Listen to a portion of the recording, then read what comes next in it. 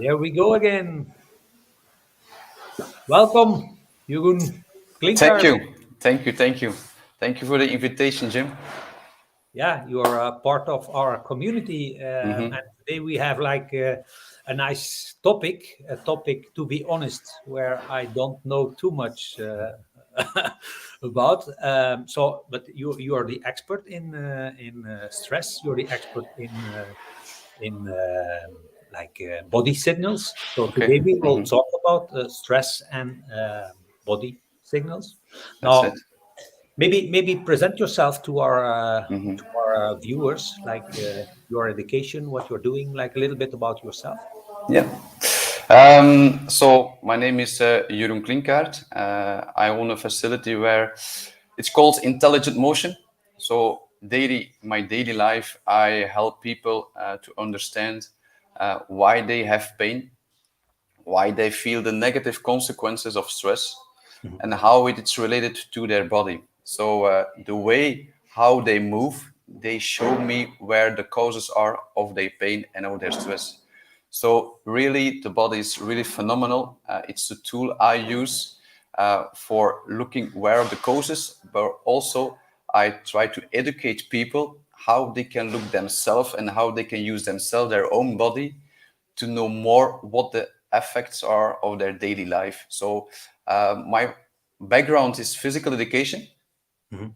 I studied in Ghent, master education. But during my education, I had also a chronic injury in my chin splint. That's where my process started. I was looking for solutions for my own chronic pain, and I developed a way of looking to my own body. So now I can run again, pain free again. But I discovered a lot of new ways of looking differently to a body. And yeah, certainly stress was also a part of my journey.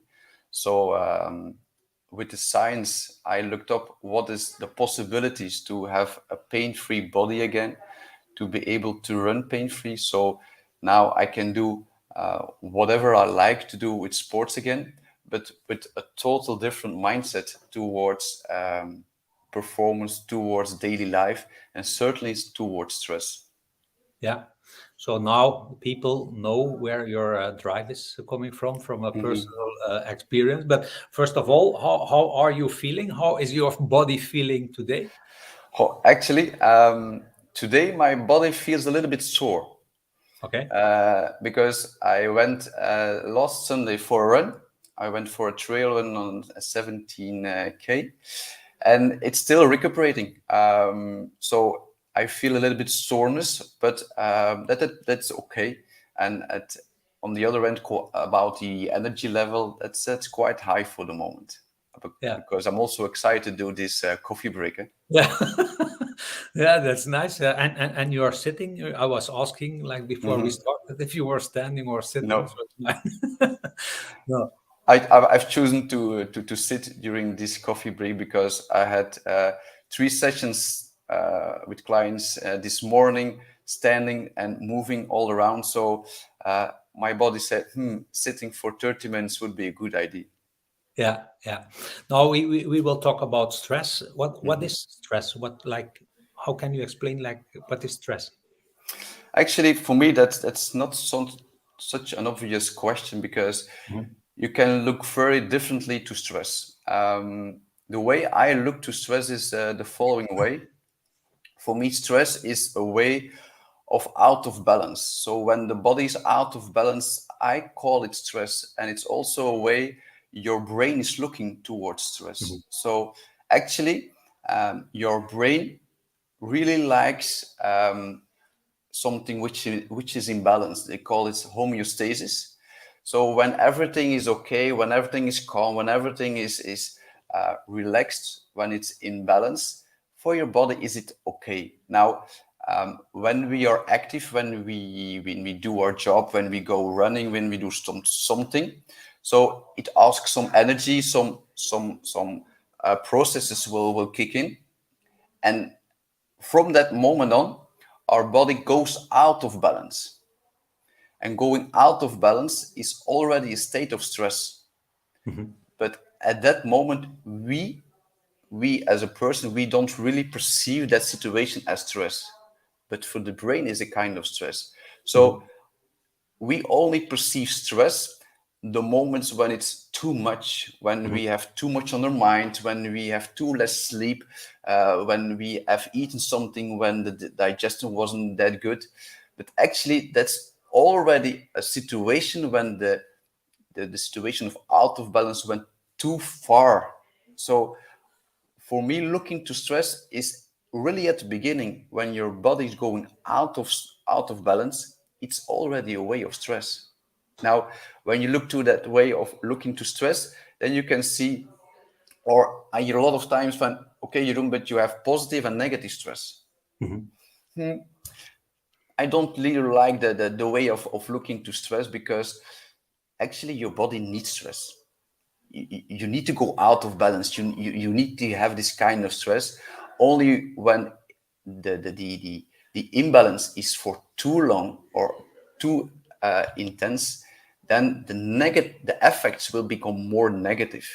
And then we can talk a little bit like negative stress, but it's morally looking to the process of when it's becoming too intense for the body, when is the state of out of balance for too long active in the body. Yeah. But how many people come to you like proactive? Most of them, I guess, they come like when it's too late, when they have like trouble. Exactly. Yeah. Yeah. That's the way it goes. Because we have a mental aspect as well, and we have also a mindset of how we look to our body, and we have the capacity to neglect the signals of the body. For instance, if we wake up and if we are honest to ourselves and we ask ourselves the question, if is our body ready for the coming day to do everything that is planned in our agenda? And if we are really honest to ourselves, we have to say more or less no.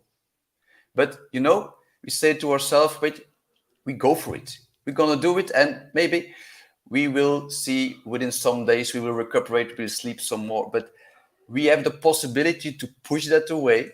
So the signals of the body will increase step by step, because you have to know something. A signal of the body is a way of communicating the body towards to you. And a slight or a communication which is not really intense, we can neglect it, but it's still communication.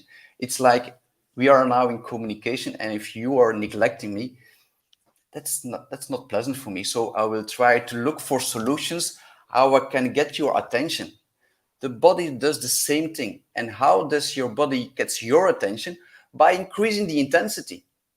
So what you will feel become more intense until it will feel painful, until the moment that you feel I'm stuck.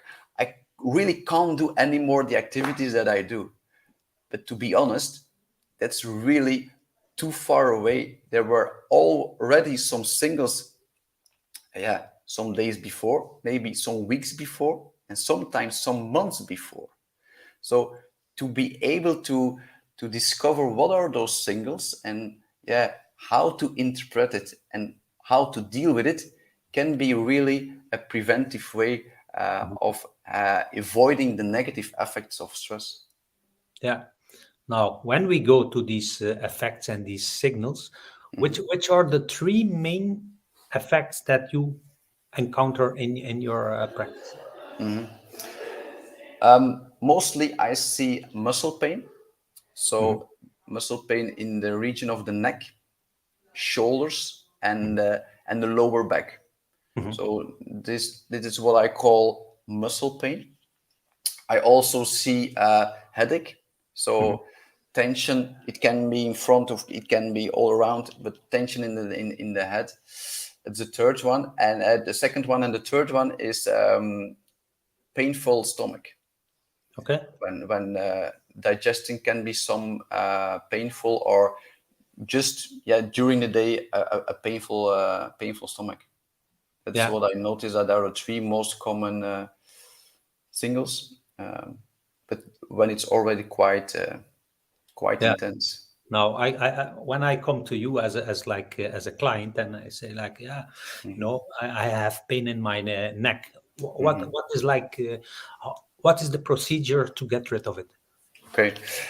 First, I want to get an overview of how your body's moving today, because the way your body moves today shows really how it has adapted to your daily life, because it's the responsibility of your brain to react to what you are doing in your daily life. So if you were neglecting some body signals, your brain needs to protect yourself. And this kind of protection is towards your physical body. And protection is always creating more tension within your physical body.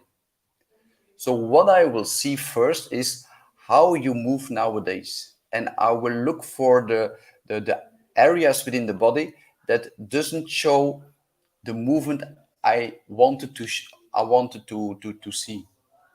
So from that moment on, I can tell you um, how much capacity, how much absorption your body can have nowadays to really absorb the impact of stress.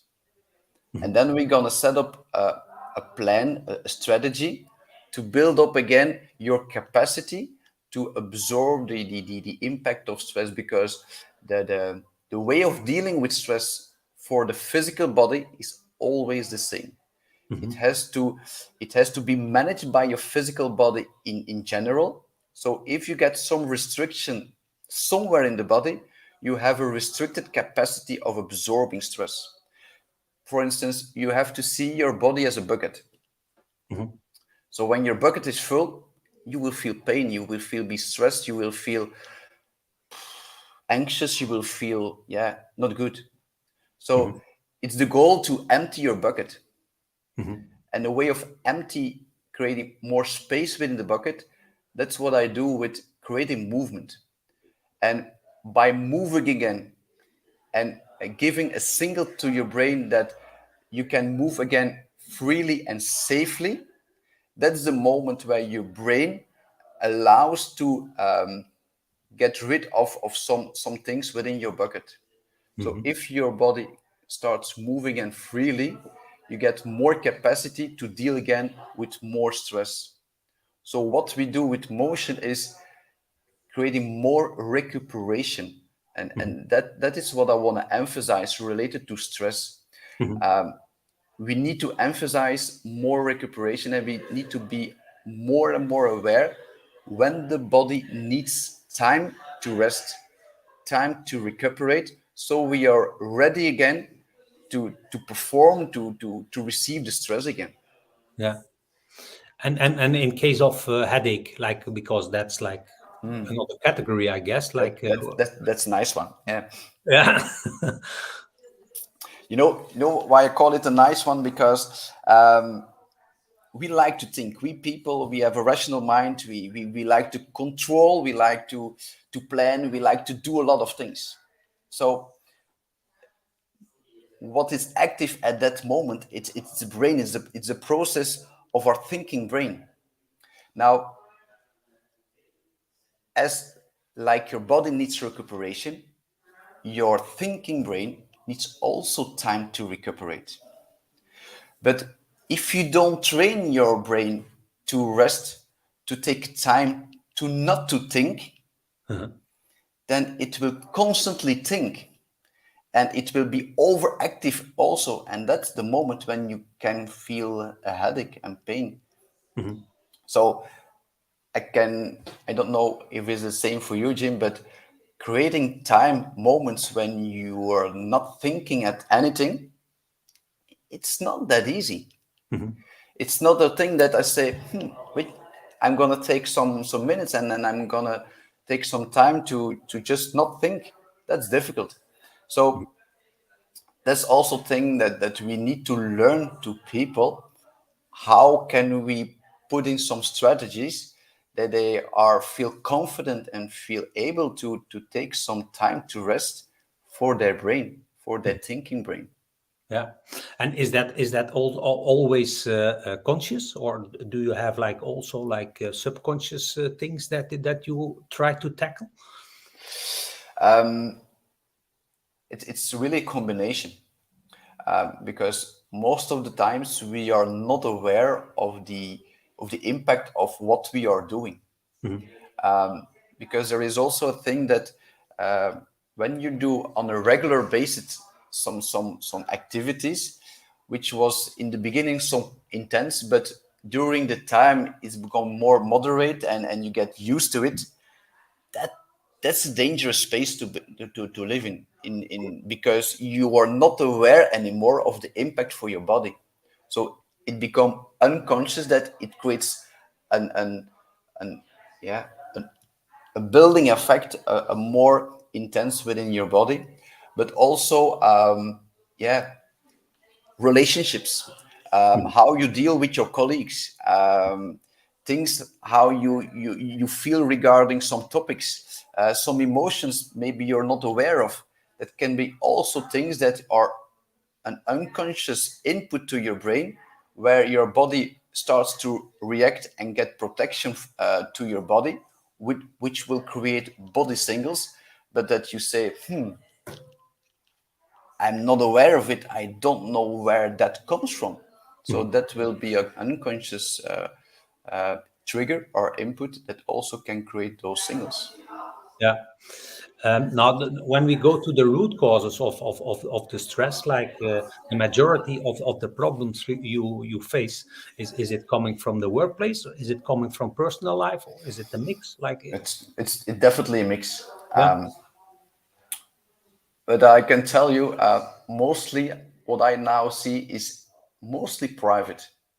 Hmm. So coming from the situation with the people we see the most, we like the most, because, yeah, we want them that they feel comfortable, that they feel good. So when there's some issues, yeah, you take them with you, even if you're on your work, even if you don't think about it, your body will takes it, and will unconsciously constantly busy, and yeah, not thinking about it, but yeah, dealing with it. Hmm. So if we see next to that the stress that can be related to work, it can be an add-on, Hmm. but sometimes it's also differently. It's only stress related to work, uh, because they were busy on ambitious project, when they really lost their feeling of their own body, and they Hmm. went too far in it because they were too passionate. Because that's also a trap, huh? Yeah. If you do something you really like, and it takes a lot of time, it's quite time consuming, it's quite demanding on thinking, and you get a lot not a lot of sleep because you like it so much, your deadlines are so sharp. It can be a trap that you also neglect your body. Hmm. So you were doing something you really like, but the impact can be also negative. You see? So Yeah. the stress doesn't need only come from negative situations, or situations that are not comfortable. It can come also from doing something you really like, when you are not aware of how your body is reacting to it. Yeah.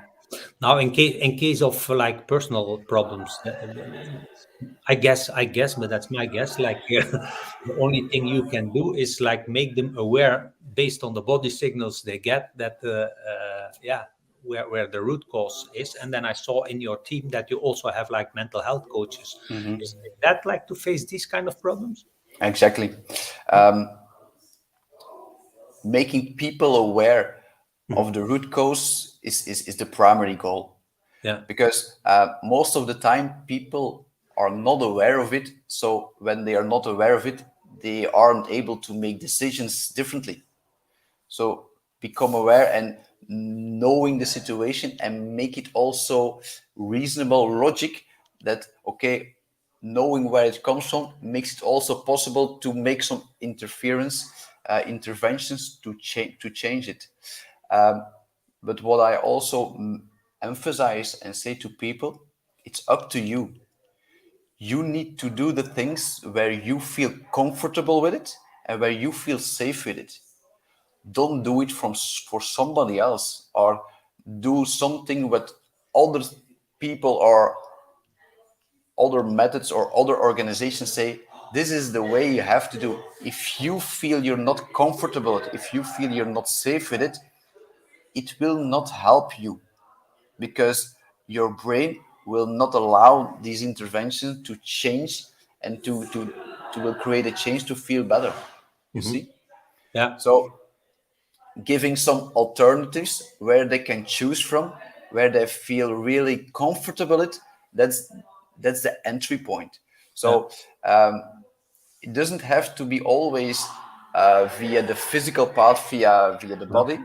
It can be the mental aspect, or it can be more physical but more passive. For Hmm. example, with a massage, or Yeah. it can be an intervention with nutrition, or it can be something else. So the intervention doesn't matter as long as the person feels this feels good and this creates for me the next steps towards more recuperation, creating more the possibility to come down again to my level of balance, to be able to go up again. Yeah. Now, when I worked like more than 20 years in production environment, there was like a lot of like attention for ergonomy.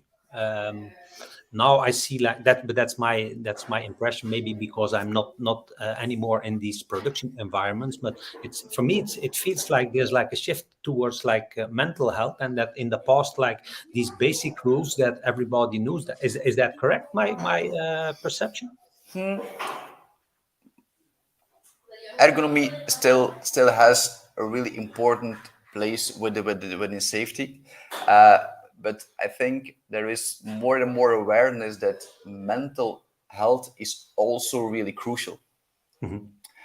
And for me, it goes hand in hand, because if you work in a kind of posture, or if you have to do some activities that creates quite a lot of tension on your body, where you feel tense, when you feel pain, it will definitely has an impact on your mental health as well.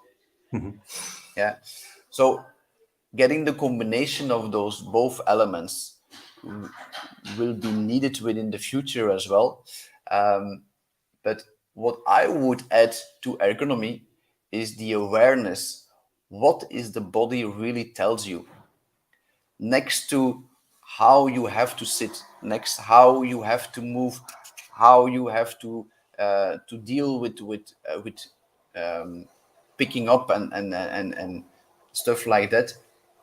Knowing what your body is telling you, what your body needs at this time, I would add it as well next to mental health ergonomy, for getting people more a healthy way of working at their organization. Hmm. Yeah, and then during COVID and after COVID, a lot of people they gained like some extra pounds. Is that also a body signal that you treat? No, No. no.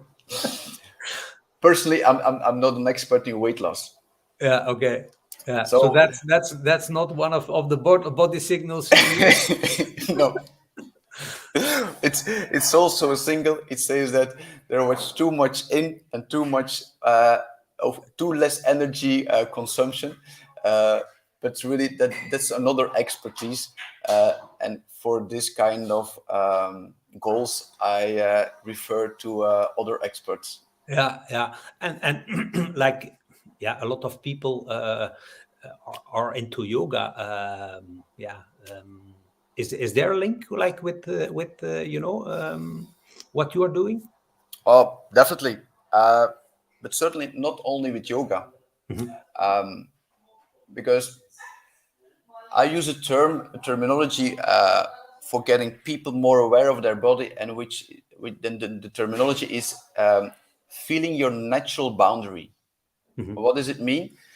moving within your natural boundary is moving with the intensity which which is easy for your body, Mhm. which feels safe for your brain. Mhm. So I have to explain this. So if your body is analyzing situation and it feels threatened, so your brain will see it as a stress. So your brain will create a reaction to your body to protect your body. Mhm. So the protection will be create more tension within your body. So if you then move above that boundary, moving with too much intensity for your brain, it will not feel safe. So Mhm. it will keep the protection. So you will have a constantly same tension within your body. So to change this aspect, you will have to create another input towards your brain. So the goal is that your brain release the protection. Okay. Now, to release the protection, the input that needs to come in needs to have a movement within a natural boundary. So a movement that feels safe. So I come back to your question for yoga. Definitely, if you move within yoga, within your natural boundary, it creates a really great positive effect Mhm. towards your brain, towards your body as well. But that's the same for all other physical activity. So if you can feel where your natural boundary is, and if you can choose an activity that you like and you stay within the natural boundary, then has the same effect as well. Yeah. Yeah. So Sounds logical. Yeah. what I see, the new terminology or the new awareness of where is my natural boundary, that's the, let's say, the most challenging part, because we are not learned to feel that natural boundary, because we are learned to, if we do something active, we have to push the limits. We have to push the limits to become stronger, to run faster and stuff like that, which is necessary to gain physical activity. But if we're looking towards stress, and if we're looking to get back to the balance level, your body needs recuperation. Mhm. So it has an input that needs to release those protection. And that's where the natural boundary kicks in. And that's something which is unnatural, which we has to learn again. And I can tell you, on the mental aspect, it can create some confusion, because Mhm. if you do a movement within your natural boundary, you will have directly the intense or the feeling, yes, but I can do more. I can Mhm. show you a much bigger movement, or can I can do it much more faster. Yeah, probably you can, but that isn't what your body needs now, and that's difficult to learn. But when people start to feel what does my body need now, instead of what can I do, then yeah, then you go into the process and you give your body what it needs, and it really feels really good regarding a release to stress. Yeah. That's maybe like a little bit the sustainability of the body, not willing more and Exactly. more and more. Like that's another mind. Absolutely. Yeah. So do you have like an extra advice for the people watching this coffee break? Um, my first advice is, um, become aware of how you move, and not neglect your body signals. So if you feel that you are stiff in your ankles, don't think, yeah, you know, um, I'm already some years old. Maybe it's logic that my ankles are stiff. Or if you feel a stiffness in your lower back, don't only think that it comes from sitting all day. It can come from somewhere else as well. And if the stiffness in your lower back keeps on sitting there, then it tells you something. So try to become aware of your body signals. And if you are there, my second advice, try to do something differently. And don't think that you do something wrong, because it's not doing something wrong, but just change a little bit. maybe just from sitting 1 hour in a row, change your sitting behavior by 2 times 30 minutes, something like that, of change a little thing and see how your body's reacting to it. If you don't feel a change, then you need to change something else. But these are the two things I want to give to the listeners and the people who see this Yeah. coffee break to do with their body. Yeah, and today it's Valentine. For people who have butterfly feeling in the stomach, can they address that to you? Oh, to me, definitely. Yeah. Thank you very much for being here. For the people watching with body signals, they want to explain one address, Jeroen Klinckaert. Thank you very much for being here, and You're welcome. Thank you. meet soon. You. Bye bye. Bye.